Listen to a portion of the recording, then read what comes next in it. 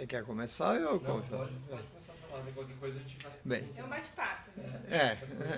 Bom, acho que para poder entender um pouco toda a minha caminhada, é bom recordar que eu nasci numa cidade do interior, chamada Sertãozinho, nasci na roça, de fato, depois fui morar na pequena cidade e comecei a minha vida de trabalho aos 10 anos de idade como boia fria.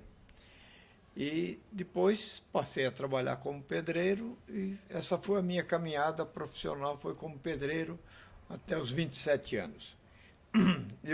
Minha família é católica, eu também católico, né? Comecei a participar através da congregação mariana, quando eu estava aí com meus 13, 14 anos, e a minha vida se baseava, portanto, em duas coisas, em algumas coisas, a vida de família, vida de trabalho e a vida de congregação mariana. Mas uma mudança muito importante aconteceu no ano de 1955. Para a cidade de Sertãozinho foi nomeado um promotor jovem que um dia foi fazer uma conferência, digamos, uma palestra para a congregação mariana. E esse jovem promotor abordou os cristãos e o mundo moderno. Foi bem claro. O que era mundo, o que era moderno e cristão e o papel do cristão aí. E, trabalhando essa questão do papel do cristão, ele começou a mexer com a nossa cabeça. E depois abriu para questões que era também uma novidade na vida da congregação mariana. Normalmente tinha alguém que ia lá, falava, punha para refletir e pronto. E ele abriu para perguntas e, naturalmente, ele já tinha mexido com a minha cabeça. Eu comecei a fazer uma série de perguntas para ele. Bom, aquilo colocou em xeque a minha espiritualidade. Quer dizer, a minha prática religiosa ficou colocada em xeque, porque ele colocava num outro patamar. Passados aí uns 2 meses, eu recebi um convite para participar de um grupo de ação católica. Tinha um companheiro lá que era um ex-seminarista e que veio conversar comigo. E eu ainda perguntei, né, quem era esse grupo de ação católica. Era ele, um médico, Dr. Meirelles, e o Plínio de Arruda Sampaio, o promotor. Eu falei, bom, não dá, né? Eu sou pedreiro, tenho primeiro grau, né? E vocês são todos de nível universitário. Não, você está sendo convidado porque nós achamos que você tem um potencial muito grande, etc. Bem, aí eu resolvi topar a parada, fui fazer minha primeira experiência. Então, através desse grupo, eu descobri o seguinte: o Plínio tinha sua origem no movimento de ação católica chamada JUC, Juventude Universitária Católica. Portanto, aquela compreensão que ele tinha do mundo e do papel do cristão no mundo moderno era fruto dessa reflexão. E com isso eu comecei aos poucos, nas reflexões que nós fazíamos, a perceber que eu era um operário, bom, isso eu sabia que era operário, mas um operário não individual, sim, que eu estava inserido numa classe, que independente da minha consciência, eu estava nessa classe. E uma classe que era explorada por uma outra classe. Essa outra classe minoritária explorava uma enorme classe de trabalhadores do campo, da cidade. Sertãozinho tinha uma característica naquele tempo interessante, né? Ele era majoritariamente rural, mas tinha um bom núcleo urbano, que se tornava progressivamente operário, né? Por causa das suas pequenas fábricas de móvel, fábricas de carroças, e começava também a época da produção de equipamentos para usinas de açúcar. Então foi se tornando operário. E essa reflexão me fez compreender que eu precisava dar um salto qualitativo. Bem, naquele mesmo ano, eu tive a chance de conhecer o arcebispo de Ribeirão Preto, Dom Luiz do Amaral Mozinho, através do Plínio mesmo. Plínio me apresentou a ele e, no mesmo dia, me apresentou um coordenador estadual da JOC, Juventude Operária Católica. Então, a minha inserção começa já nesse momento, num segundo estágio, passando para a JOC.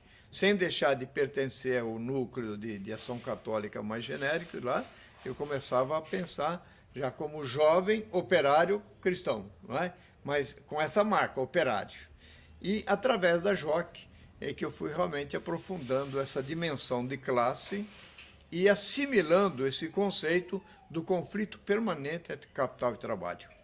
Mais do que isso, que acho que é bastante importante, a JOC me ajuda a perceber que era preciso desenvolver um trabalho de aglutinação de trabalhadores, claro, no meu período de jovens.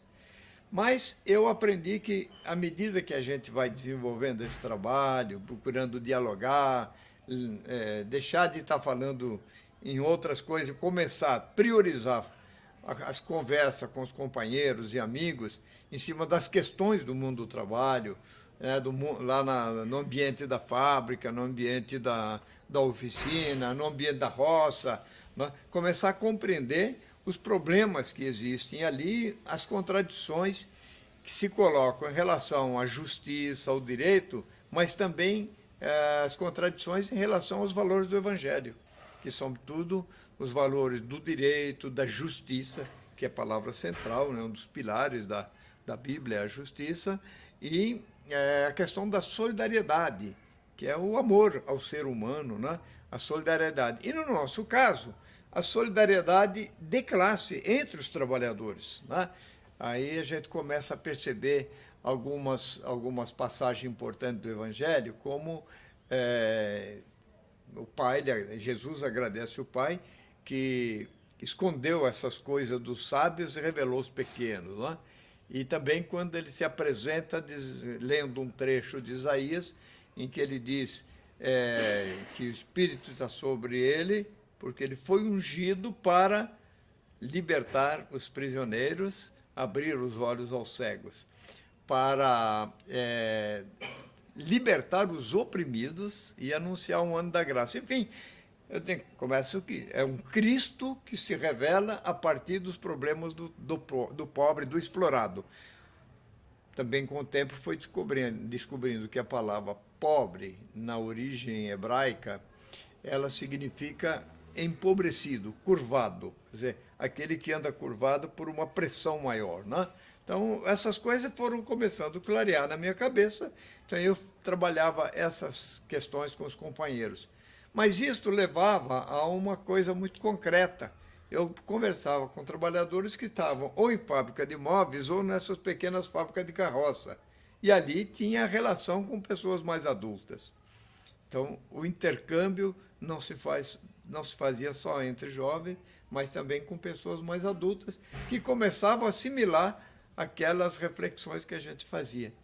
Bom, essa foi a minha caminhada de construção de um núcleo da JOC, na cidade de Sertãozinho, que gerou bons trabalhos. Um deles ajudou, digamos, a formação do sindicato, o primeiro sindicato da cidade, que era o Sindicato dos Trabalhadores Rurais, e depois companheiros que foram se ligando aos sindicatos da cidade próxima, que é Ribeirão Preto, né? São 15 quilômetros uma cidade da outra. Isso da construção da JOC era que ano mesmo? Foi, digamos, de 1955, a minha adesão foi em 55 mesmo.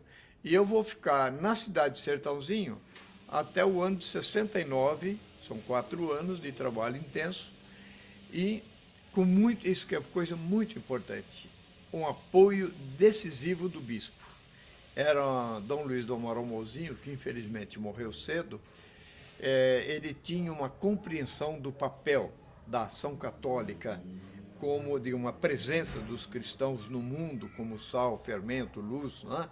No sentido de animar o movimento social, não de criar o movimento da cristandade, não, mas de ser, digamos, de levar os valores, que são valores evangélicos, mas que são também valores humanos, digamos assim, naturalmente humanos, para o meio ambiente e tentar ajudar as pessoas a se organizar e começar a lutar por seus direitos.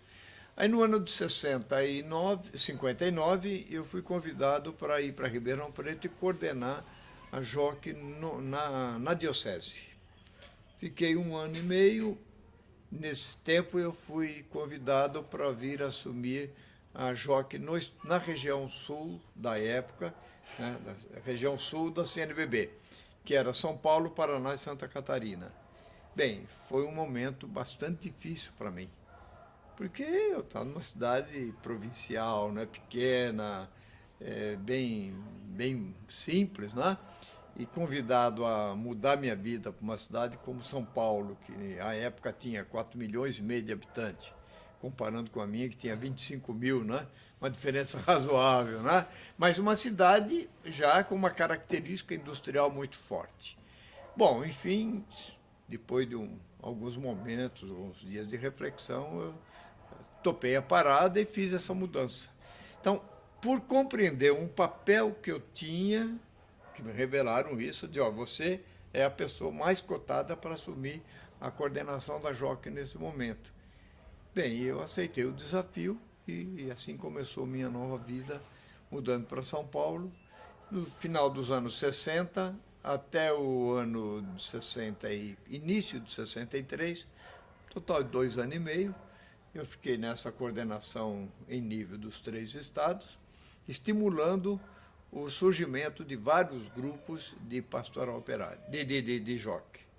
Quando você vem para São Paulo, você também vai trabalhar na fábrica? Né? Não, ainda não. Nesse tempo eu fiquei, digamos, liberado para coordenar o movimento em nível dos 3 estados. Precisava estar, né, viajando constantemente, gastando tempo para conversar com os jovens que participavam do grupo nas cidades, não tinha como trabalhar numa fábrica, etc. E estimulando o surgimento de outros. E nessa época, nós estávamos fazendo um bom estudo da estrutura sindical brasileira, na JOC do Brasil.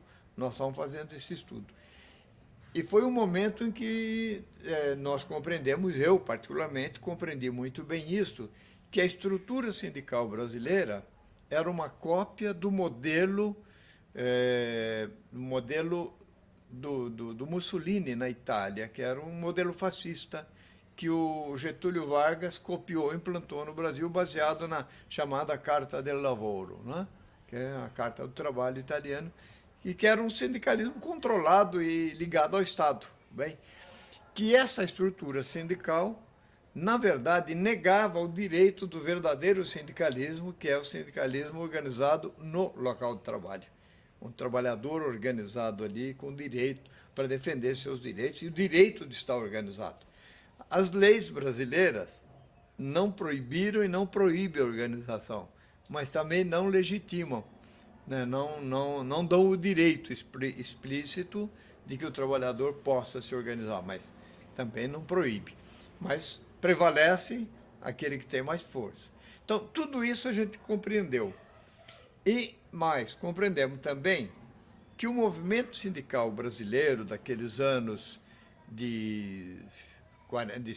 da década de 50, né, e o começo da década de 60, era um movimento combativo, mas numa linha muito populista, né, em que se fazia acordos com o empresariado brasileiro, né, para combater o imperialismo americano. Então era bastante ambíguo e também se ligava aos projetos de Getúlio Vargas, depois do Jean Goulart, né, de um movimento político capaz de legitimar uma política nacionalista, capitalista, sem sombra de dúvida, mas que se antepunha ao imperialismo americano.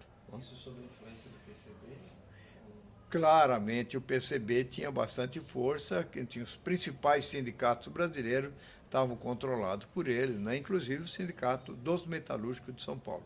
Bem, este período me fez amadurecer a compreensão de que se eu quisesse ser útil à classe trabalhadora, se eu quisesse, de fato, vivenciar aquilo que durante os anos de JOC a gente vinha estimulando outros a fazer, eu tinha que fazer uma nova reviravolta na minha vida. Deixar minha profissão de pedreiro, que teria muito campo em São Paulo, lá em Sertãozinho eu era um pequeno construtor, e ir para trabalhar num ramo que fosse o ramo motor do desenvolvimento da economia brasileira, e este era o metalúrgico. Portanto, quando terminou meu prazo, eu me decidi ir para uma fábrica e fui começar tudo de novo. Você escolhe a fábrica por causa da militância mesmo. Por causa da militância, em função da militância. Aliás, isso era quase que um obstáculo ao meu casamento. Eu conheci minha esposa também, a Célia, na JOC. Nós namoramos um tempo em que essas coisas eram conversadas, mas chegou um momento em que ela percebeu que ia ser uma vida muito difícil, porque teria que aceitar desafios que poderiam levar a gente a perder emprego, coisa dessa natureza. Então, nós conversamos muito sobre isso, e quando ela ousou enfrentar, falou, vamos enfrentar juntos, né? Então, eu decidi ser metalúrgico exatamente para fazer essa mudança. É bom lembrar que nesses anos, né, no ano seguinte, houve o golpe militar. Você ia perguntar?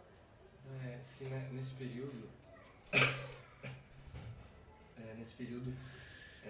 não teve intenção nenhuma de participar do PDC, porque tinha muitos cristãos que iam lá. Né? Sim, sim. Ou se até te chamaram. Não. Realmente a questão partidária, eu cheguei a fazer uma pequena experiência na cidade de Sertãozinho, né? Logo depois dessa primeira entrada minha em contato com o Plínio e tal, mas assim por uma circunstância muito particular. Agora, realmente eu não tinha esta compreensão da importância de um partido político e realmente não me sentia motivado para participar de um partido político. A partir do momento que eu comecei realmente a avançar, né, na questão política, o que ficou claro para mim era a luta de classe. E na luta de classe, que tinha naturalmente elementos que vinham da análise marxista, que a gente ia assimilando junto com as pessoas, etc., mas que tinha um embasamento muito forte do Evangelho, né? Ou seja, da trajetória, da formação e trajetória do chamado povo hebreu, também conhecido como povo de Deus, mas também, digamos, da própria vida de Jesus Cristo, né? A sua passagem pela terra, qual a mensagem que ele deixava. Então, claramente, para mim, aí o conflito de classe estava consagrado. E nessa linha que eu trabalhava. Então, como viver a minha fé, a minha crença em Deus, em Jesus Cristo, num mundo cheio de conflitos, né? E isso foi o que levou a gente a se engajar cada vez mais. Aí você foi mergulhar no conflito maior. Como? Aí você deu um mergulho dentro do conflito maior. Dentro do conflito maior. Quer dizer, eu tinha clareza disso e essa clareza, naturalmente, foi sendo cada vez maior, né? De que era o mundo do conflito mesmo. Mas o meu desafio era isso. E para mim esse era o forte do desafio evangélico. Aceitar o conflito e ir para o conflito sem medo. Então foi um pouco nessa linha que a gente começou aqui em São Paulo. Portanto, no ano de 1963, a minha primeira fábrica, que era a fábrica de cofres Bernardini, e onde vive uma bela experiência, e também, digamos assim, um ano em que a gente dá um outro salto. Uma coisa importante, eu conheci, nesses anos que eu estive na coordenação da JOC, eu conheci muita gente no Brasil, muitos militantes operários da JOC, de várias cidades do Brasil. Desde o Rio Grande do Sul, algumas cidades de lá, até o Nordeste, Norte, né? Eu conheci gente, trabalhadores que, como eu, vinham fazendo uma caminhada. Então, em 63, quando eu decidi parar com a minha experiência dentro da JOC e ir para uma fábrica, a gente já começou também a articular um grupo de militantes vindos da JOC, que estavam ou que tinham passado pela JOC, para começar a se encontrar e discutir a nossa experiência, já outra vez engajado no mundo do trabalho, né, na produção. Como fazer isto e como que a gente poderia avançar. Bom, uma coisa importante, neste mesmo ano de 63, na cidade de Osasco, que ainda não era município, né, em Osasco, uma fábrica chamada Cobrasma, em que um companheiro nosso, que foi o jovem que me antecedeu na coordenação da JOC, ele que me convidou para depois tomar o lugar dele, ele foi trabalhar nessa fábrica no ano de 60, com a intenção de fazer um trabalho de nucleação dos trabalhadores, né, dentro da fábrica, para organizar. 3 anos depois, estoura uma greve com vários núcleos organizados, né, com discussão que eles iam fazendo constantemente, estoura uma greve na Cobrasma, e dessa greve eles fazem um enfrentamento com a empresa e conseguem, entre outras coisas, o reconhecimento de uma comissão de fábrica, a primeira na história do Brasil reconhecida por uma fábrica, por uma empresa. E isso foi vital, porque nós passávamos a discutir em cima de experiências concretas. O que eu estava vivendo numa fábrica, o que ele viveu e outros companheiros viveram naquela fábrica e como outros estavam vivendo em outra cidade do Brasil. Isso passa a ser o embrião do trabalho que nós queríamos fazer para fazer a ruptura com a estrutura sindical. Aí, isso aqui me parece importante perceber.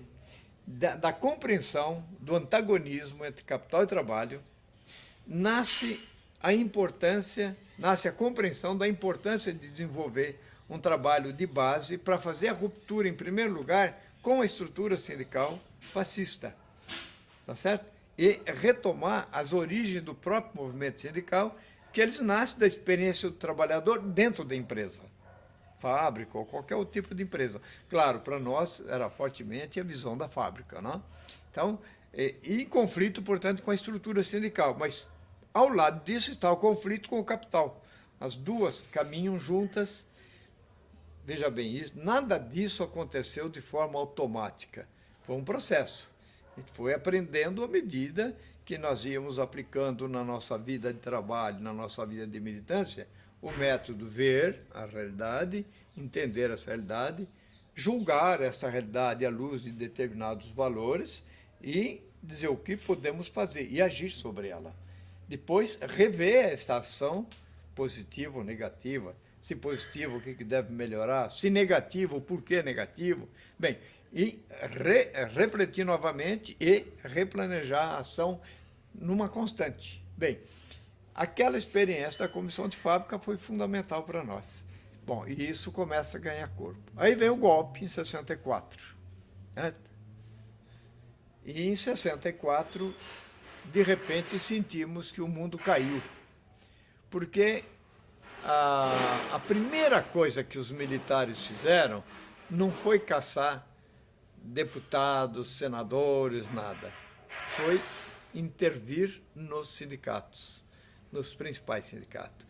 1º de abril já tinha milicos nos vários sindicatos, principalmente nos metalúrgicos de São Paulo, mas não só, principalmente. E aqui é importante destacar isso, fazer a distinção. Por que, em primeiro lugar, sindicatos metalúrgicos de São Paulo? Que, diferente de outros sindicatos bastante importantes, como naquele tempo, principalmente, como o do ABC, né, onde se tinham grandes empresas, aqui nós tínhamos algumas grandes empresas na faixa de 5.000 trabalhadores, mas muito poucas. O resto era menor. Só que aqui não se fabrica automóvel. Fabricava também automóvel. Mas o forte aqui é a produção de peças, de máquinas, ou seja, de todo o equipamento que uma indústria precisa.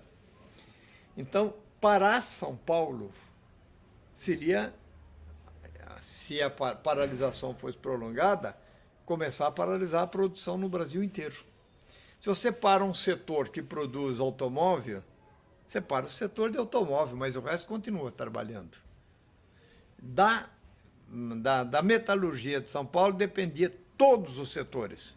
O químico, o têxtil, tudo que você pode imaginar em termos de ramo de produção, porque aqui se fabricava principalmente essas peças, né, e essas máquinas, etc. Bom, então a intervenção vem aqui, vem aí. E aí nós pensamos, e agora? Muitos foram realmente presos, muitos conseguiram fugir, a maioria conseguiu fugir, e nós ficamos perdidos, né? Bem, foi a ocasião de a gente se reencontrar, porque aquela turma não era ainda conhecida no meio sindical, né? Nós começávamos a ter a nossa militância, os dirigentes sindicais nos conheciam, dialogavam com a gente, sabia a nossa origem, mas sabia que nós éramos incipientes, né? Estávamos começando e tal. Bem, o golpe nos obrigou a nos reencontrarmos, né?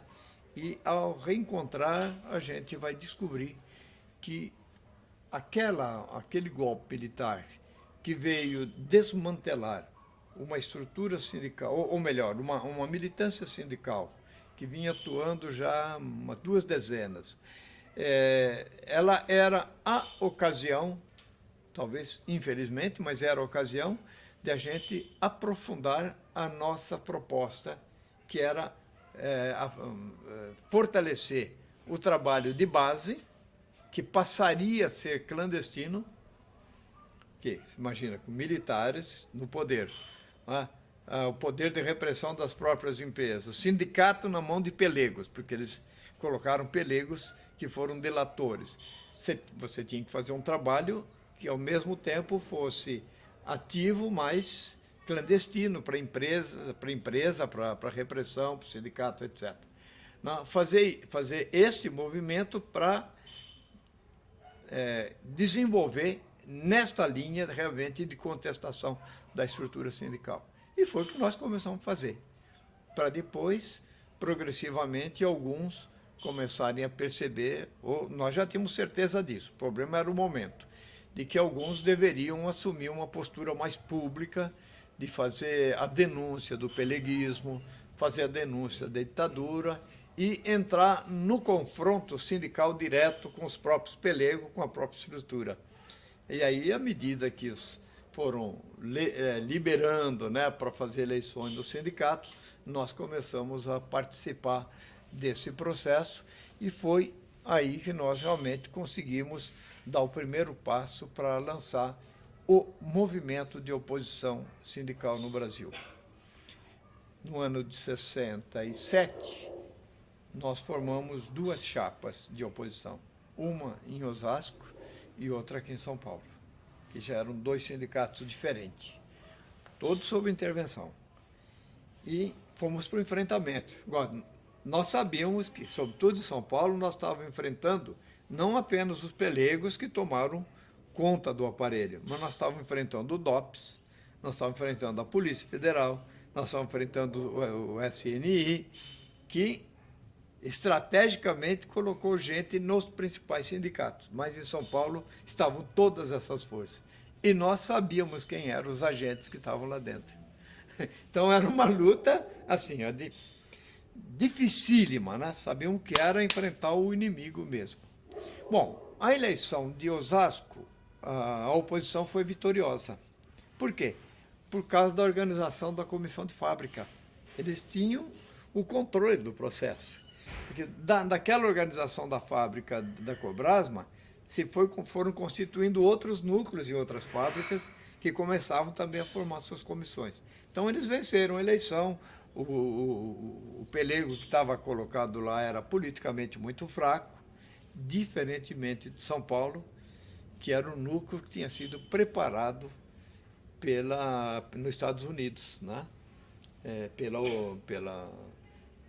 Por uma organização sindical ligada à CIA, né? Que vinha trabalhando isso já há algum tempo. E nós perdemos a eleição. Na verdade, nós ganhamos, mas, segundo um dos diretores, nós perdemos na contagem de voto. Nós não tínhamos a experiência necessária, etc. Mas, neste ano, nós lançamos a perspectiva de um movimento de combate à estrutura sindical. Nas nossas campanhas, junto às fábricas, nós trabalhávamos exatamente a importância de romper com o sindicalismo, que tinha sido populista e que passava a ser assistencialista, para dizer aos trabalhadores que a nossa força estava na fábrica, estava na nossa organização e etc. Então, as 2 chapas trabalharam com isto. Bom, aqui é preciso dizer que as coisas não foram fáceis, mesmo para chegar a essa chapa. Por quê? É uma coisa interessante. Cada um age conforme a sua formação, a sua ótica, né, para o mundo. Nós tínhamos vários militantes do Partido Comunista que não foram perseguidos, não eram conhecidos, nós os conhecíamos, mas a repressão não, né? E eles voltaram à tona, né, a conversar conosco, propondo a formação de chapas para derrubar os pelegos. E nós fazíamos a seguinte reflexão: se o objetivo for unicamente disputar a direção do sindicato, a gente não vai participar. Nós queremos que a eleição seja um momento para a gente começar a criar essa, digamos, estrutura de base capaz de romper com a estrutura sindical brasileira. E isso eles não aceitavam. Então, a primeira chapa já foi complicada, mas eles acabaram entendendo que éramos nós quem podíamos aparecer publicamente e não eles, né? Então, nós começamos, digamos, a ter não impor, né, mas a ganhar o espaço com a nossa linha de conflito permanente com o capital e com a estrutura sindical brasileira. Teoricamente, nenhum deles discutia isso, que tinha que romper com a estrutura sindical. Só que a prática de 20, 30 e tantos anos do partido no Brasil levava a entender que era preciso lutar para ter a direção do sindicato. E nós sabíamos que não seria tendo direção que se resolveria um problema, porque o poder realmente estava na mão dos militares. Não era outra história, né? Era como trabalhar na base. Esse foi o primeiro passo para a gente fazer enfrentamento com a ditadura. Então, esse trabalho que nós fomos fazendo tinha como centro a questão sindical. Mas a questão sindical que deveria se basear na organização fabril. Ao mesmo tempo, criticava o peleguismo, que ia fazendo o jogo do capital, transformando um sindicato de lutas, ainda que populista, num sindicato existencialista, que nada tem a ver com a vida sindical, e ao mesmo tempo denunciando a ditadura, por toda a repressão que ela fazia em cima da classe trabalhadora, com arroxo de salários, com leis que iam tirando direitos e coisas, nessa linha. Então, o trabalho foi se politizando. Não? Foi assim que nós iniciamos o movimento sindical. Nessa temporada, nós já tínhamos muita gente que tinha sido caçada e tinha saído do Brasil, né? Como no caso do Plínio, que saindo do Brasil foi para o Chile, né? E depois do Chile teve uma outra caminhada e tudo.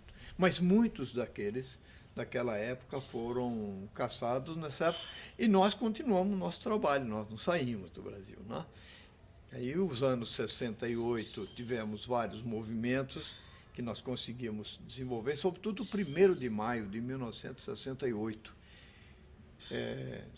O fato de Osasco ter ganho uma eleição e nós termos firmado a oposição metalúrgica em São Paulo fez com que outras oposições, com muita gente da esquerda, muita gente da pastoral operária que vinha se formando, da JOC, das comunidades de base, começasse também a criar as oposições. Né?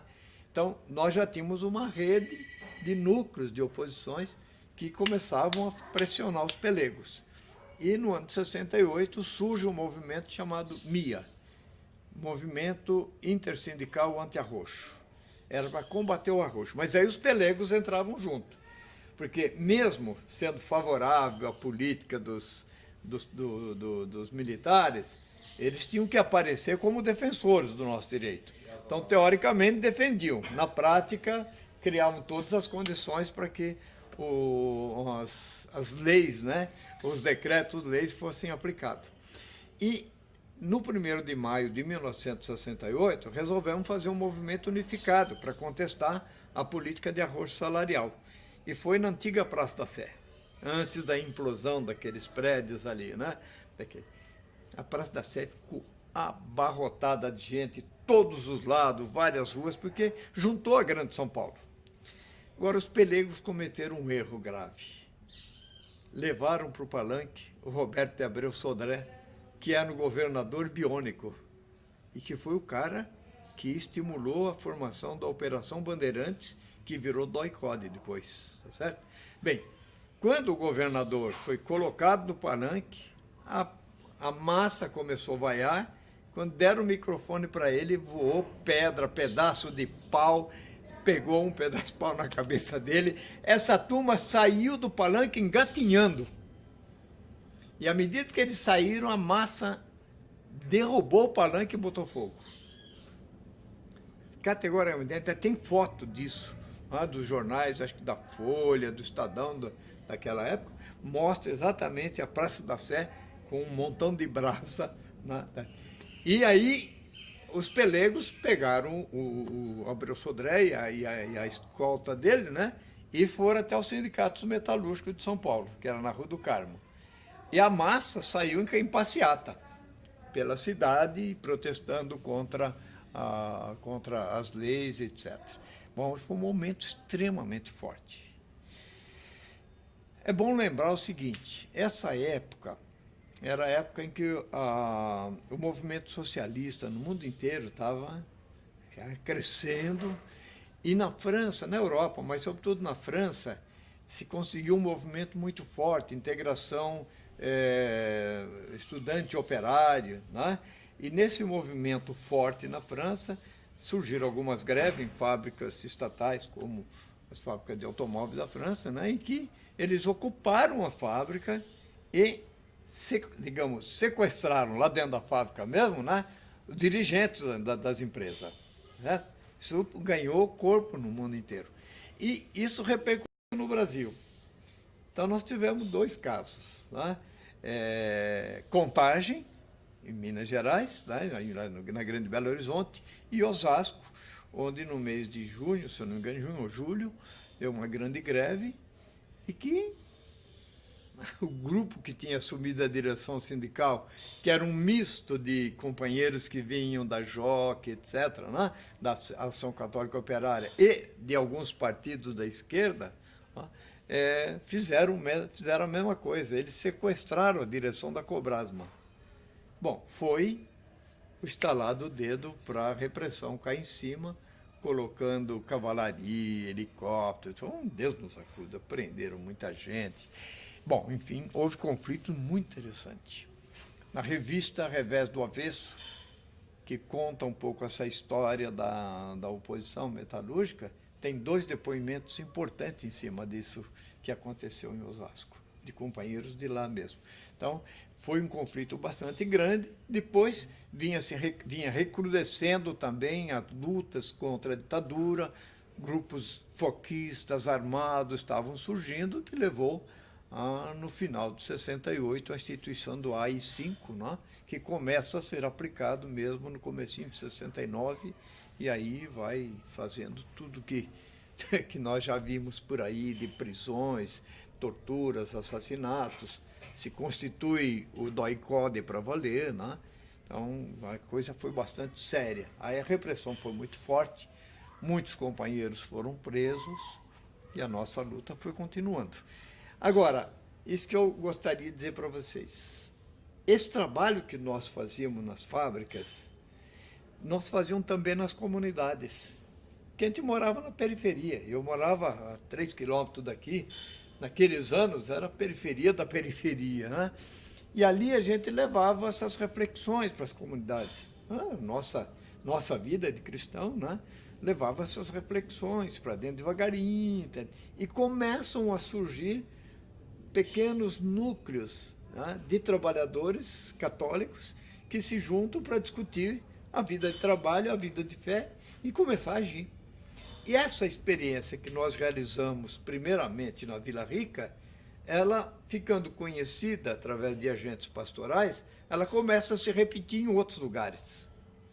Vai ganhando corpo, portanto, dentro das comunidades, a nucleação de trabalhadores cristãos que começam a refletir a sua vida de trabalho e a vida de fé. Mas a vida de trabalho, a vida de fé, a vida de família, a vida de bairro, e isto leva a impulsionar o movimento. Bom, tem uma coisa que facilitava. Estava terminando o Concílio Vaticano II, que levou a Igreja da América Latina a fazer uma opção preferencial pelos pobres nessa linha, né, do avanço que o Evangelho devia ter como fermento, etc. No ano de 68 tem um encontro de Medellín, onde essas reflexões do Vaticano II se articulam em função da América Latina, porque o Vaticano Concílio era para o mundo inteiro, né? Então, a América Latina, no seu segundo CELAM, né, trabalha essas ideias e, junto com isso, vão surgindo esses sinais da chamada teologia da libertação, que não nasce da cabeça de alguns expoentes, que nasce dessa experiência e é trabalhada pelos teólogos, junto com as reflexões que nós fazíamos, né? Trabalhada, e eles vão, naturalmente, pela capacidade que têm, vão escrevendo isto, né? Organizando, ordenando essas ideias. Então, tudo isso estimulava. De um lado, o movimento socialista internacional, várias revoluções acontecendo, etc. Do outro lado, aqui dentro, nós com uma igreja que realmente se colocava a serviço da justiça, né? Vivência do Evangelho na vida do povo, etc. E isso tudo contribuiu para que a gente formasse esse movimento. Aí entra os anos 70, com o AI-5, com as repressões, e há uma reflexão importante a ser feita aqui, que essa retomada,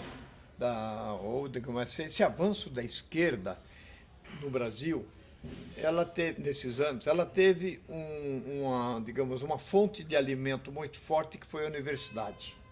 Nós tínhamos professores de grande competência política, educacional, né, pedagógica, etc., que ajudavam a refletir o Brasil a partir do seu papel histórico, etc., né, do que era justiça, etc. Muitos com concepções comunistas, socialistas, etc., outros sociais-democratas, mas, enfim, numa linha em que se pensava um Brasil que revolucionasse, né? Que fosse um Brasil que saísse do Brasil colônia e passasse a ser uma nação na perspectiva do socialismo.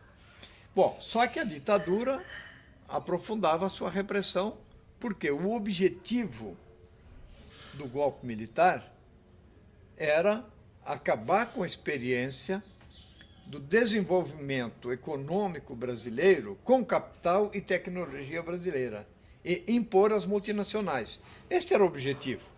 Né? Não houve um golpe para a disputa do poder. É para a implantação de um novo modelo, para acabar com essa... na linha, realmente, de um imperialismo, e foi isso que os militares fizeram. À medida em que começa a haver reação a isso, eles começam a recrudescer a repressão, fazer ampliar. Ato institucional número 1, número 2, número 3, número 4, número 5, então já era, acabou. Né? Agora somos nós, ninguém mais tem voz nesse país. E isso fez com que o movimento de esquerda ficasse discutindo qual era a melhor maneira de enfrentar para derrubar a ditadura. Havia proposta, portanto, de fazer a Revolução Armada. Bom, essa Revolução Armada, segundo um, começava no campo, segundo o outro, começava na cidade, segundo o outro, tinha que ser por focos. Então, conforme as matrizes ideológicas internacionais, você tinha uma compreensão do que deveria ser no Brasil. E nós, no movimento sindical, sobretudo o pessoal que vinha dessa história que eu estou contando, dizia, olha bem, gente, não é bem por aí. O Brasil não é a Rússia, não é a China, não é Cuba, não é outra realidade, né? Nós estamos passando um momento de grandes mudanças, uma forte migração do campo para a cidade, a classe operária sendo, digamos, alterada profundamente na sua Constituição. Tudo isso tem que ser levado em conta, a experiência política do nosso povo, né? E a correlação de forças, né? O poderio da repressão, etc. Bom, isso dava muita discussão. Por isso que, a partir do momento que a repressão entra para valer e vai realmente liquidando vários desses grupos que defendiam a luta armada, eles passam a refletir, a rever suas posições e a entender que nós tínhamos razão. que era preciso, então, investir durante muito tempo num trabalho de base para despertar uma consciência crítica e política revolucionária numa parcela bem maior do povo brasileiro. E aí, por isso que, a partir também dos anos 70, a oposição sindical metalúrgica de São Paulo, que foi a referência para o conjunto das oposições do Brasil, dá um salto qualitativo e passa, digamos assim, massificar o seu trabalho. Não seria bem massificar, né? Transformar numa grande rede de organização a partir do local de trabalho. E com a repressão, com a prisão, sobretudo em 1974, de uma quantidade boa de companheiros da oposição daqui, de operários do Rio de Janeiro, o nosso movimento ficou um pouco enfraquecido. Ele vai retomar no ano de 78, durante uma greve e durante a campanha das eleições dos metalúrgicos aqui em São Paulo, que foi o ano em que a insatisfação popular era tão grande que levou a uma vitória da oposição sobre os pelegos. Só que essa eleição foi violentamente roubada, né? As urnas foram violadas, todas elas. Mas tem uma coisa interessante. Um grupo de estudantes que fazia jornalismo, né? E estavam trabalhando na área de filmagem e tal, socialista, né? Propôs aos nossos companheiros de filmar o processo eleitoral. E isso coincide, fizemos um acordo, né? Começa a funcionar. Isso coincide com as primeiras greves. Em maio, teve a primeira greve na Scania. Essa greve da Scania estimulou o nosso pessoal a desenvolver uma série de estimular as greves aqui em São Paulo, que a Scania era de São Bernardo, né? Lá outras fábricas entraram. E o encabeçador da nossa chapa trabalhava na Toshiba, que era próximo à Scania, era São Paulo. Então, nós começamos, ele organizou com a turma dele, né, sabendo que ele era candidato, fizeram uma greve lá e nós começamos a divulgar isto, né? E os jornais ainda já conseguiam dizer alguma coisa, nós aproveitávamos os recortes de jornal para ir mostrando para a turma onde é que acontecia isto, né? E, naquele ano, em São Paulo, entre os meses de maio, junho e julho, pelo menos 250 fábricas de São Paulo fizeram greve, e a partir da fábrica, a revelia do sindicato.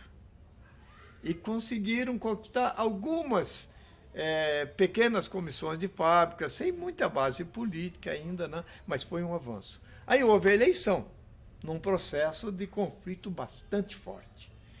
E a eleição foi violada, a tal ponto que, na apuração, um dos companheiros nossos que estava como fiscal chamou o escrutinador, que era um membro da Justiça do Trabalho, doutor Preus, né? Doutor Preuss, escreve-se Preus, mas é Preuss, e falou para ele, olha, essa urna está violada. Isso o filme mostra. O filme chama Braços Cruzados, Máquinas Paradas. É um documentário, né?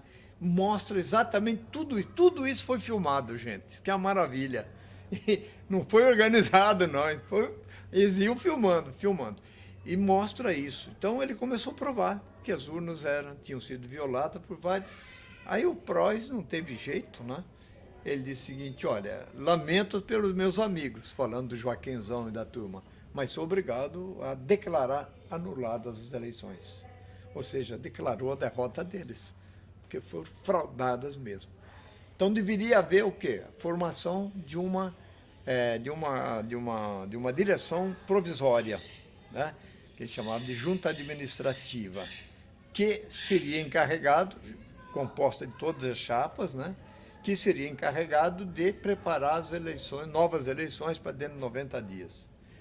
Aí vem o ministro da Justiça, passa por cima da Justiça do Trabalho e reimposta o Joaquinzão. Mas a vitória política ficou, aquilo foi um negócio. A tal ponto que no mês de outubro, que nós conseguimos fazer com que a diretoria convocasse a Assembleia para discutir a campanha eleitoral, né?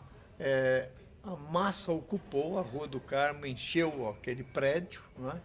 E quando o Pelego estava evitando colocar em votação, e eu levei um susto, que era uma das principais lideranças, levei um susto, que eu vi a massa subir no palco, arrancar o microfone da mão do Joaquinzão e colocar a greve em votação.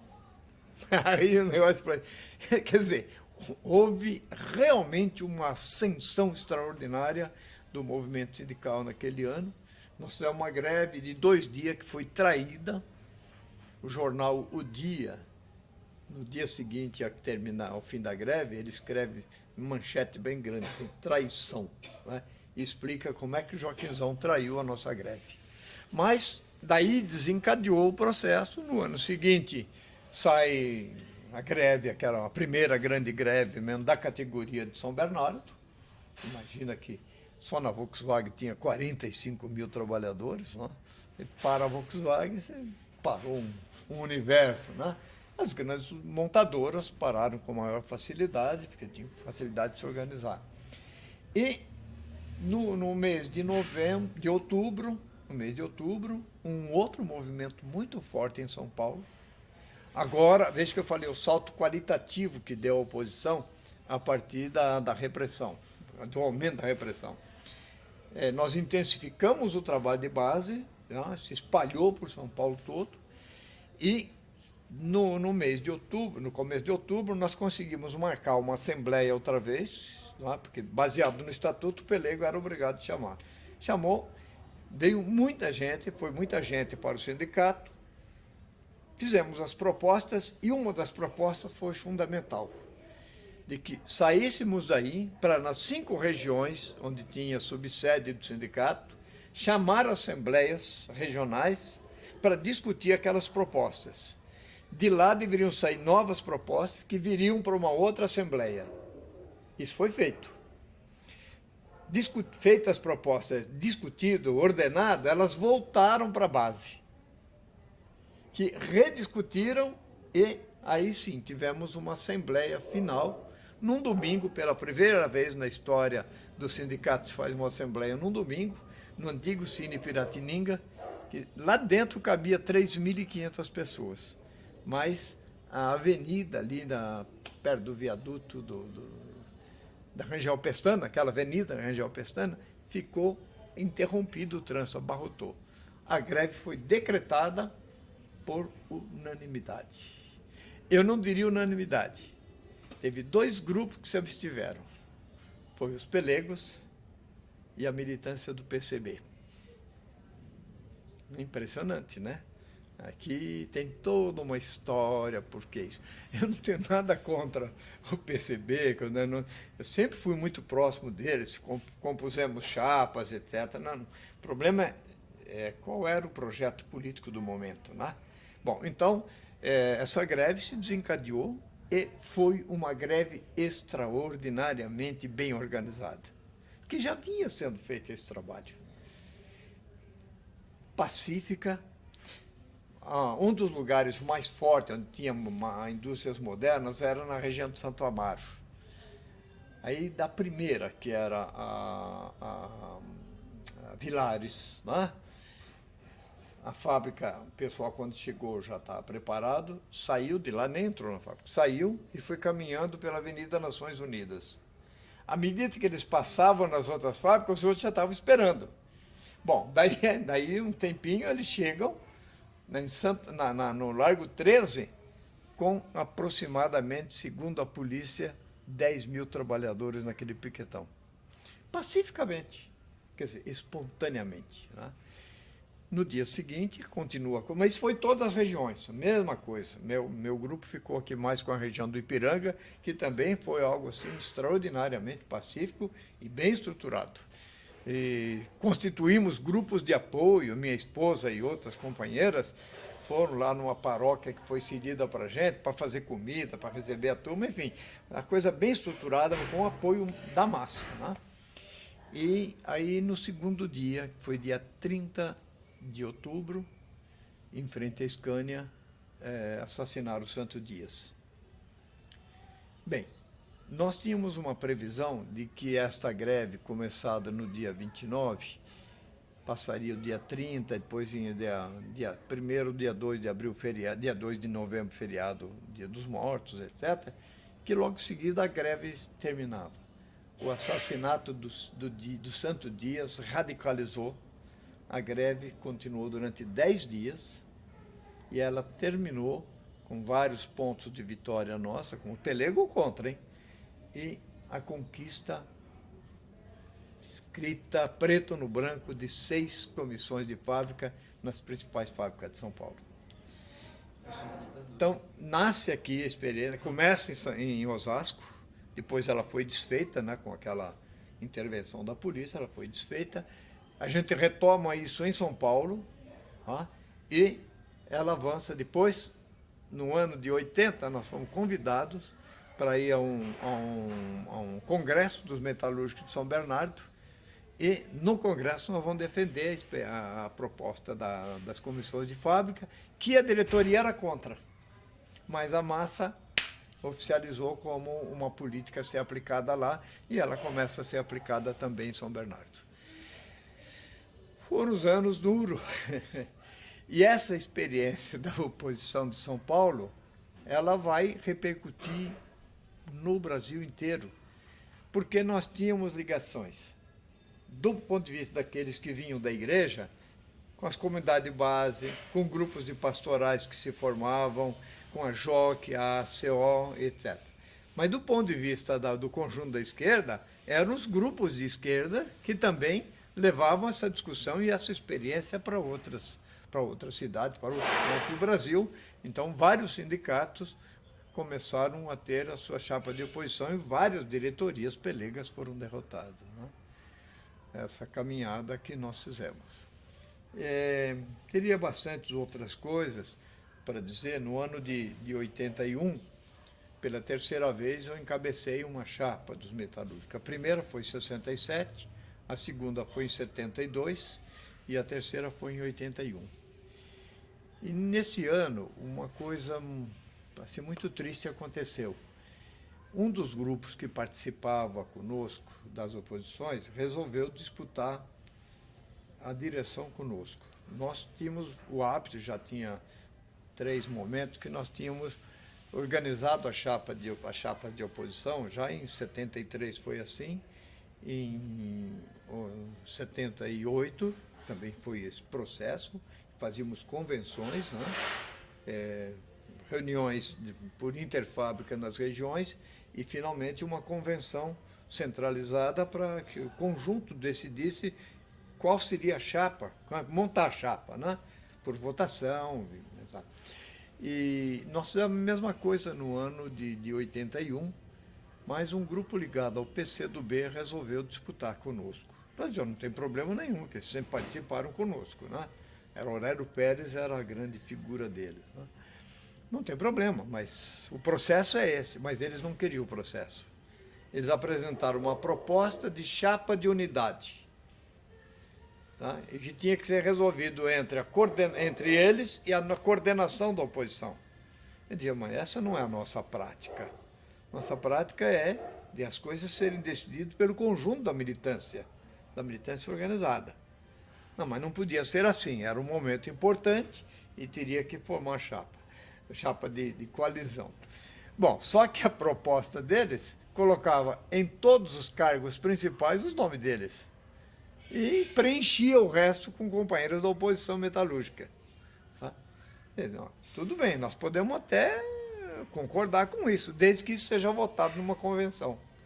Mas eles não queriam a convenção, né? Bem, mas aí, depois de longos debates, nós fizemos a convenção com mais de 500 trabalhadores, tá? E eles foram lá, defenderam a proposta deles, o pessoal vaiou a proposta deles, eles foram convidados a participar do processo, não quiseram, saiu a chapa e eles formaram uma outra chapa. Então, dividiu a oposição no ano de 81. Num primeiro escrutínio, a chapa nossa, que era a chapa 2, foi a segunda colocada. A primeira foi a do Joaquinzão, porque tinha começar dos aposentados, né, que dependiam lá do ambulatório médico, né, tinha uma votação extraordinária. Mas somando as duas chapas de oposição, nós tínhamos muito mais que eles. Então tinha que haver um segundo turno. E havia um acordo entre nós. A chapa que ficasse mais votada no primeiro turno receberia o apoio da outra. Bom, eles não tiveram jeito, diante do resultado, nós tivemos, digamos, 2 votos por um deles, né, na proporção de 2 por 1. Era evidente, eles deram um apoio mais ou menos. E, na verdade, eles defendiam mais a proposta dos pelegos do que a nossa. Só que não era por acaso. Isso fazia parte de um projeto político da ditadura, que propunha aquela abertura lenta, gradual e segura, e que no ano de 78 foi buscar a direção do PCB, que estava fora do Brasil, né, exilada, né, para debater a volta deles com a concessão da anistia, mas que não seria irrestrita. Seria ampla, mas não irrestrita. Ou seja, ampla o suficiente para receber esse pessoal que saiu de lá sem envolvimento com sequestro, essas coisas, né? Só que tinha um compromisso.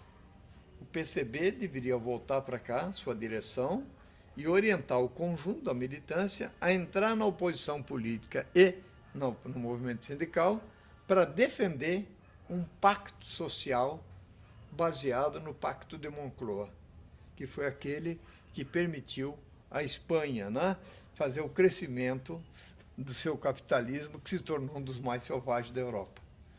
E eles propuseram, o PC estava propondo isso, o PCdoB e o MR8 entraram nessa também. Por isso que eles estavam disputando, digamos, espaço no sindicalismo para barganhar com os pelegos em igualdade de condições, na linha da barganha. Só que na eleição seguinte eles aderiram aos pelegos, né? E na formação da CUT, ou seja, na CONCLAT, que foi a primeira conferência dos trabalhadores do Brasil, né? Conferência Nacional dos Trabalhadores, que foi realizada na Praia Grande.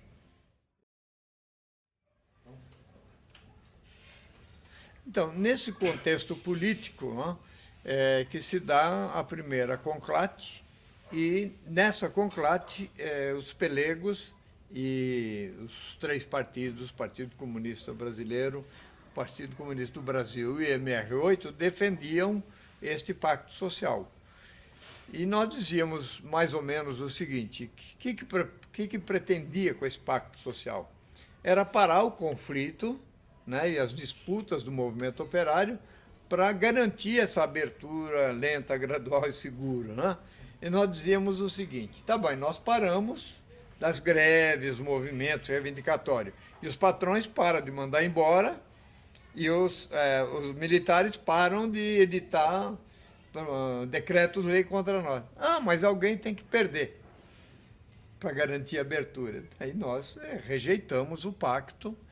Por isso que no ano de 82, que deveria ter sido o ano da fundação da CUT, foi protelado por esse grupo de pelegos e reformistas, e no ano de 83 eles queriam protelar outra vez aí os sindicatos combativos, principalmente São Bernardo na frente, né?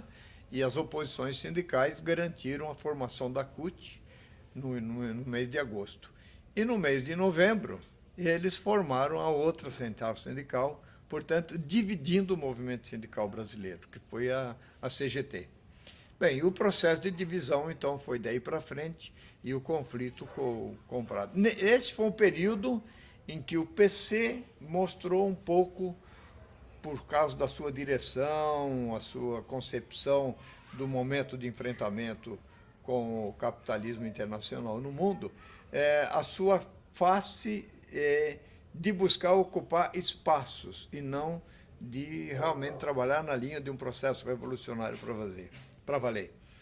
O MR8, que é originário do PCB e o PCdoB, idem, entraram na mesma linha e acabaram por enfraquecer o movimento. Bom, a eleição de 81 sofreu a derrota porque eles nos dividiram. Nós, de fato, ganhamos, segundo um dos membros da chapa do Joaquinzão, que futuramente aderiu à CUT. Um dia, encontrando comigo, comentando isso, ele falou exatamente para mim isso. Rossi, você sabe que vocês ganharam aquela eleição, né? Falei, eu sei, né? Mas por que deu essa diferença de voto? Foi porque nós conseguimos violar 4 urnas-chave de vocês. Essa foi a eleição que o Plínio mencionou lá no 25 de março? Exatamente. No ano de 1981. Foi ali naquele ginásio. Naquele ginásio lá, certo? Eles violaram 4. Por quê? Porque as forças que quem tomava conta do espaço, né, era a polícia militar. Não, a polícia militar não estava a nosso favor. Ou seja, todo o esquema, né, do poder, era ainda militar, ainda era ditadura, né? Todo o esquema do poder a serviço. Por isso que eles conseguiram violar 4 urnas, entre elas a urna da Vilares, que era uma urna 90% nossa. Então foi agora fazer. Como você prova isso? Veio um canalha dizer isso para mim 10 anos depois. Não é? Isso foi muito chato. Isso tudo está denunciado na revista que eu falei. Né? Bem, essa foi a nossa caminhada, a oposição foi seguindo em frente. Ó. A Pastoral Operária, que nós criamos no ano de 1970, aqui em São Paulo, também foi se constituindo progressivamente em várias dioceses do Brasil. No ano de 1976, nós constituímos a Comissão Pastoral Operária Nacional, envolvendo vários estados, várias dioceses. Nós chegamos aí um ano a contar mais ou menos 102, 103 dioceses com pastoral operária implantada. E tudo isso fermentava dentro da igreja, porque nós estávamos levando os conflitos operários para dentro da igreja, assim como também fermentava no movimento sindical. E aquela retomada, a formação da CUT animou ainda mais. Então, vários sindicatos foram realmente, a oposição foi derrubando os pelegos e mudando os rumos do sindicalismo no Brasil. Aqueles anos de 80 até 90, 90 e pouco, a CUT foi, digamos, aquela que deu a linha ao movimento sindical brasileiro. Mas progressivamente, infelizmente, foi para o outro lado. A oposição retoma a direção do sindicato no ano seguinte? Não, a oposição nunca chegou a ganhar o sindicato de São Paulo. Por quê? Porque é o que eu procuro mostrar para muita gente. A repressão jogou todas as forças aqui, certo? Claro, ele inviabilizava. Todas as eleições foram burladas, todas foram fraudadas. A primeira foi fraudada, quem disse já morreu, Dantas. Essa última, a de 80, não é a última, a de 83 foi fraudada, quem disse foi um dos membros da outra chapa. Quer dizer, sempre foi assim, não? Então, tudo era... E nós fomos... Isso que era outra coisa importante. Os pelegos de São Paulo, à medida que se viram ameaçados, eles começaram a delatar. Então, eu perdi emprego 17 vezes em São Paulo em 25 anos. Certo? E eu posso garantir para vocês o seguinte, sempre fui um profissional competente. Todos os testes que eu passei. Todo o trabalho que eu fiz, eu sempre tive, digamos assim, ascensão salarial, etc. Meu trabalho sempre foi reconhecido. Dentro da profissão que eu escolhi, que foi controle de qualidade, que entrei por acaso, mas que eu trabalhei nessa linha, eu tive uma série de evoluções profissionais, chegando a fazer controle de modelos, que é bastante difícil, né? E as empresas reconheciam. Só que, de repente, vinha uma delação, ou de um dirigente sindical, ou da repressão. Né? Como eu fui preso em 74, eu fiquei 4 anos sob júdice. Então, eu precisava me apresentar numa firma com uma ficha corrida. que não saía, né? Então, vinha várias maneiras de ser reprimido. E assim outros foram sendo reprimidos, porque eles formaram, a partir do sindicato, uma lista de gente perigosa que eles anunciavam para a empresa, olha, fulano é perigoso, manda embora. Mesmo membros militantes do PC e do PCdoB não eram mandados embora. Eles não eram perigo, nós éramos o perigo, né? Então, a coisa era mais... Foi assim que nós enfrentamos esses anos difíceis, né? Até que nós fomos ficando cada vez mais sem nossa militância, né? Os principais companheiros que fizeram trabalho de base foram sendo excluídos das fábricas e a gente acabou realmente sendo debilitado. Então, nunca assumimos a direção do sindicato, mas durante todos esses anos, nós fomos o ponto de referência até, digamos, o ano de 84, 87 também. Nós éramos, digamos, a referência para a categoria metalúrgica de São Paulo. E isso começa a mudar com a entrada em jogo do grupo do Lula, né? Então, o grupo do Lula aparece no movimento sindical a partir, digamos, do ano de 78. O momento forte foi aquela greve da Scania, que não nasce da direção sindical, nasce de dentro da fábrica. Ela era, digamos, um prolongamento de um trabalho que nós tínhamos feito. Muitos companheiros que passaram pela oposição de São Paulo e que foram aqui perseguidos, encontraram trabalho no ABC. E lá foram fazendo o mesmo trabalhinho e tal. Então, eles foram implantando seus núcleos e a greve da Scania foi típica de uma organização interna. Segundo o depoimento de um companheiro, no dia da greve, dia que estourou a greve, a Scania chamou a direção sindical e foi o Lula que tinha assumido a direção do sindicato no lugar do Paulo Vidal. Ouviu a fábrica e tal, depois foi conversar, foi na assembleia do sindicato, dos trabalhadores dentro da fábrica, né? Enalteceu a organização deles, o espírito combativo, etc., e propôs que eles mostrassem a firmeza dele, continuando as reivindicações, mas voltando ao trabalho. Bem, dizem que foi vaiado e a greve continuou e se espalhou por aí. Aqui precisa compreender uma coisa importante. Eu disse para vocês no começo que a minha mudança começou em 1955, que eu entrei para o movimento sindical em 1963. O Lula começa no movimento sindical nos anos 70, lá como suplente e tal, depois vai progressivamente galgando, chega a ser secretário-geral, etc. E quando Paulo Vidal, que era o presidente do sindicato, perdeu a sua base territorial, o Lula assumiu a presidência. Aqui precisa compreender uma coisa. Nós nascemos para o movimento sindical nos opondo à estrutura sindical. Tá certo? O Lula e a turma dele nasce dentro da estrutura sindical, com a concepção daquela estrutura sindical, que era a estrutura de barganha. O Paulo Vidal, que foi um pelego refinado, não era dedo duro, era refinado, né? O pelego é aquele que trabalha no sentido de impedir a implosão do capital, né? Digamos, amainar as pancadas aí entre um e outro.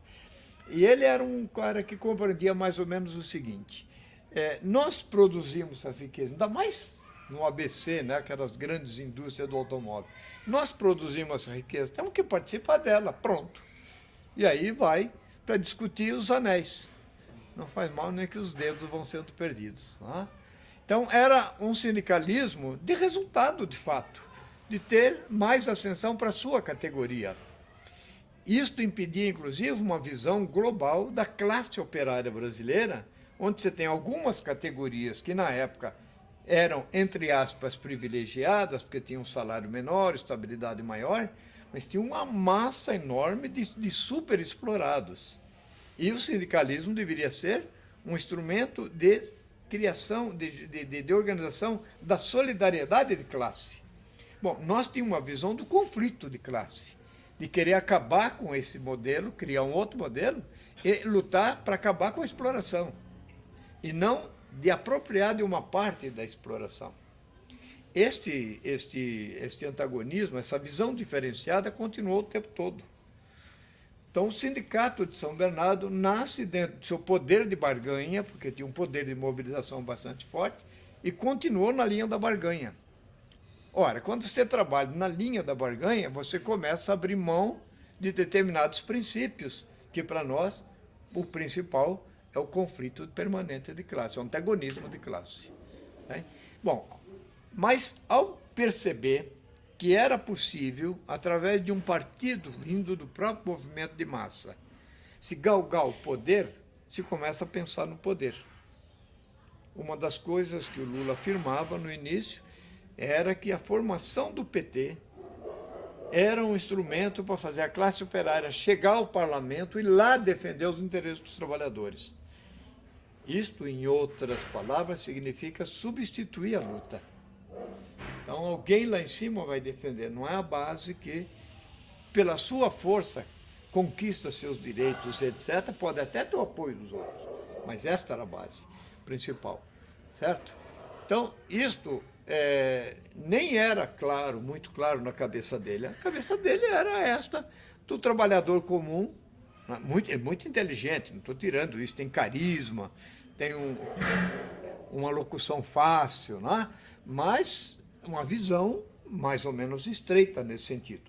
Ou seja, ele vê o desenvolvimento do Brasil na linha do capitalismo internacional. E isso ele disse várias vezes depois, já no governo. Por exemplo, no ano de 2004, quando questionado sobre a política de remessa de lucros, né, e etc., ele diz o seguinte: o Brasil precisa se tornar confiável lá fora para que o capital invista aqui dentro na área produtiva e gere empregos. Ou seja, subordina o desenvolvimento do Brasil aos interesses do capital internacional. Não percebe que isto é antagônico ao próprio desenvolvimento do país, né? A autonomia do país, a soberania do país. É uma questão de percepção. Agora, também ele percebeu que o fato de ser presidente de um sindicato com grande poder de organização, de mobilização, com um poderio econômico maior que os outros sindicatos todos, que isso lhe dava um status que outros não tinham condições de ter. Ele percebe isso, percebe que a esquerda o queria como líder, e ele aceita isto porque isso o colocava num patamar de destaque, e sonhando com o poder.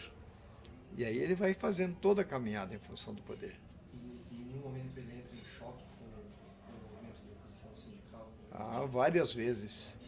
Por exemplo, na greve de 1979, no segundo dia de greve, antes do assassinato do Santos, do anúncio do assassinato do Santos, ele estava fazendo de tudo para acabar com a greve, para que a greve terminasse, etc., a greve de São Paulo. Quer dizer, ele tinha a greve de São Bernardo, né, ela se desenvolve porque o poder da massa, né, daquelas grandes fábricas era muito forte. As comissões de fábrica que estavam se formando estavam ganhando força. Então, havia uma massa muito forte que pressionava a que houvesse a greve ou a luta para conquistar aquilo ou greve, né? Bom, não entrar nessa seria perder sua autoridade. Ele vai e assume e vai bem.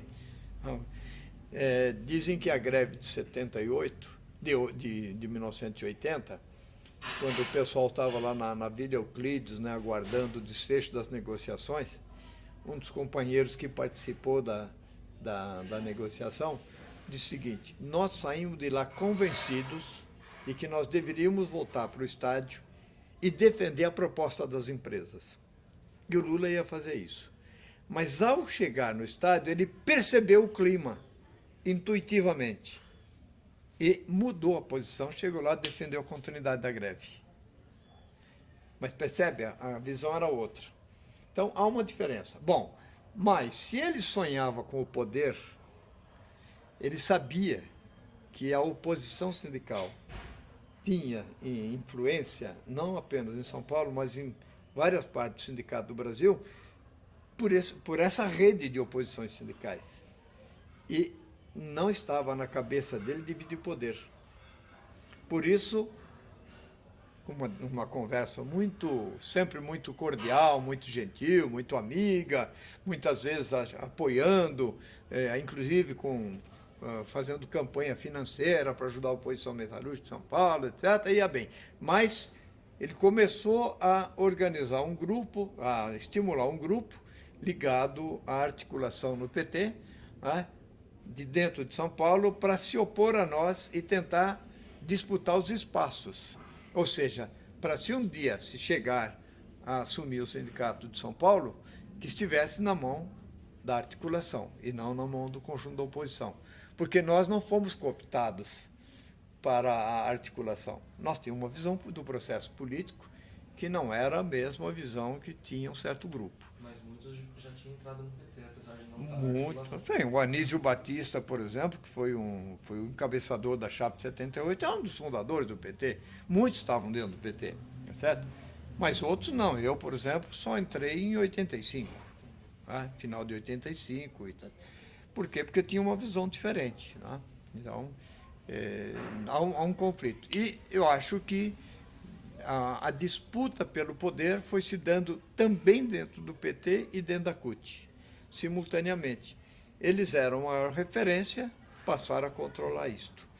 Só que, a partir do momento que a luta pelo poder se desencadeia, a noção de companheirismo começa a ficar para segundo plano, certo? A questão da ética começa a se diluir, né? O que é ética, etc. Bom, os acordos começam a ser feitos. Isso eu poderia dizer para vocês que se passou, inclusive, com o capital. No ano de 94, por exemplo, em que o Lula disputou pela primeira vez com o Fernando Henrique, era a segunda disputa dele, né? O Zé Dirceu era candidato ao governo do Estado de São Paulo. O Zé Dirceu era presidente do PT de São Paulo. Mas ele, como deputado federal, tinha denunciado as empresas construtoras por acordos fraudulentos com o governo federal. A OAS, a Odebrecht, certo? Denunciou publicamente, saiu isso.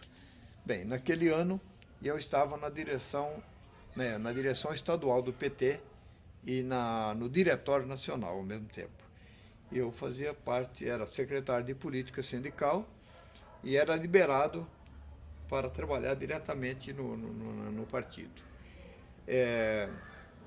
Um dia chega um companheiro lá que trabalhava na tesouraria e me chamou, no final de tarde, uma sexta-feira, falou, nós estamos com um pepino aqui.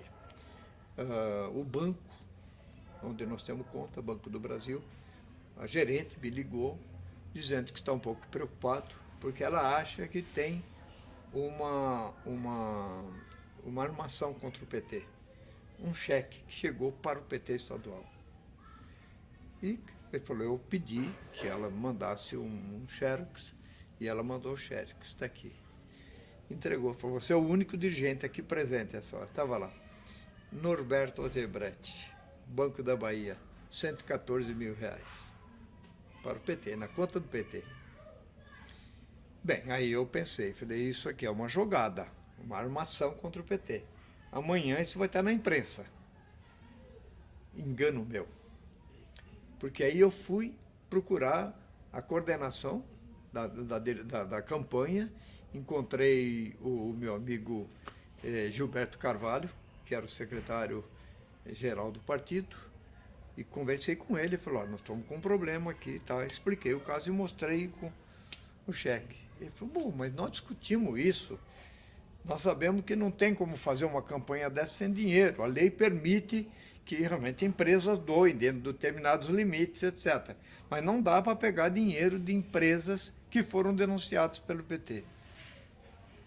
Bem, quando terminou, eu tive que engolir aquele treco, porque senão ia se tornar público e eu seria o responsável, entre aspas, direto pela derrota. Bom, terminada a eleição, vem a prestação de contas, os jornais, naquele ano, apresentaram as contas dos principais partidos. Tinha 2 cheques da Odebrecht. Bem, ninguém mais falou na corrupção da Odebrecht, nem da OAS, nem nada. E foi o ano em que se revelou que o PT recebeu muito dinheiro de banqueiros e de grandes empreiteiras e etc, etc. Porteira que passa um boi. Se você se vende por R$10, você se vendeu, acabou. Sua moral já foi. Quanto mais se você se vender por alguns milhões, né? Então, a ânsia da busca pelo poder foi levando a uma degeneração total de princípios e de rumos políticos. Não é o problema de mudança, como nós estamos vendo, né?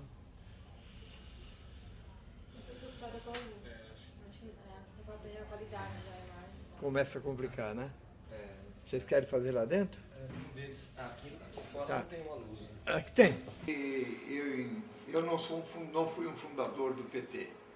Por que só entrei em 2005? Eu já tinha uma visão, desde os anos 77, 78, por aí, até antes disso, de que a concepção de esquerda, a concepção e prática partidária da esquerda não correspondiam mais à necessidade de uma revolução brasileira. A esquerda não conseguiria isto. E o tipo de partido que eles praticam não levará jamais a fazer uma revolução nesse país. Que vem de uma série de vícios estruturais, vícios ideológicos, né? Cada um tem a sua matriz ideológica, baseado num determinado modelo, cada um defende isso, e dentro de um mesmo grupo você continua tendo rachas constantes, porque cada um se julga dono da verdade. Então, a minha visão é a seguinte: eu saí de um movimento dogmático, continuo católico, etc., mas esse negócio de dogma está relativizado, certo? Entro para um movimento que deveria ser dialético. Encontro uma quantidade enorme de grupos dogmáticos. Cada um tem a sua verdade. Bom, Lenin disse verdade absoluta. Opa, o Papa disse verdade absoluta. Bom, isso tudo revelava o seguinte: naqueles anos, né, que era impossível. Então, quando o PT se forma, eu digo, bom, não vou entrar nessa fria, porque isso não vai levar àquilo que eu quero, principalmente, que é uma mudança estrutural desse país, né? E com a participação do povo, etc. Vou encontrar no PT quem? A mesma turma que eu encontrei no movimento sindical. Tanto que a gente já teve problemas na formação da CUT e no discutir os rumos da CUT, que foi bem antes de eu entrar no partido. Eu só entrei no PT porque a nossa tentativa de experiência anterior a isso, que era chamado ativo político, ela se mostrou inviável porque houve, digamos, esta euforia da formação do PT, que empolgou quantidade enorme de pessoas, fez gente mudar de posição, tá bom, ficou ali na brasa, né? Coberto de cinza e tal. Bom, em 85, como eu estava na coordenação nacional da Pastoral Operária, o pessoal vinha cobrando que eu estivesse politicamente atuando no partido, etc. Bom, acabamos aqui em casa decidindo entrar no partido, ajudamos a formar um núcleo aqui no pedaço, e através de um núcleo nós entramos no partido.